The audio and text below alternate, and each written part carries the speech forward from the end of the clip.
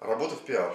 Работа в пиар – это разнообразнейшая работа, где каждый может найти себе специализацию по душе. Что можно в пиаре делать?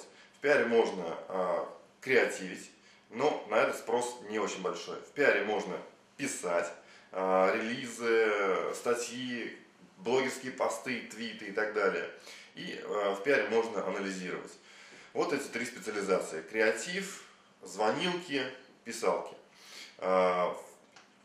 В идеале пиар-специалист должен совмещать в себе все три вещи.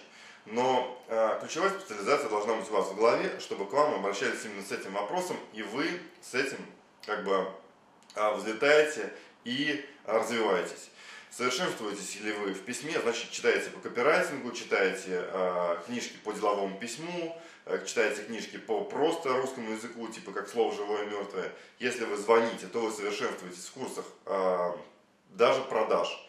То есть холодные, там, горячие звонки и так далее. Потому что звонить это всегда убеждение. Плюс материалы о переговорах.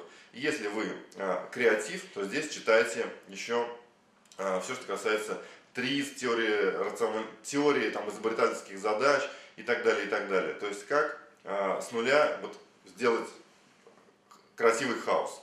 Вот. Еще есть такая профессия, как аналитик, то есть который все сводит воедино, там, редактирует, соединяет части, но это больше присуще большим, крупным там, пиар-агентствам или GR-агентствам, когда вот аналитика и, соответственно, там, результаты мониторинга. Вот базовые вещи должны у вас быть, кто бы вы из трех, соответственно, не были. Аналитик живет в каждом из нас. Вот, поэтому такие вот три специализации, плюс аналитическая. Смотрите, кто вы есть.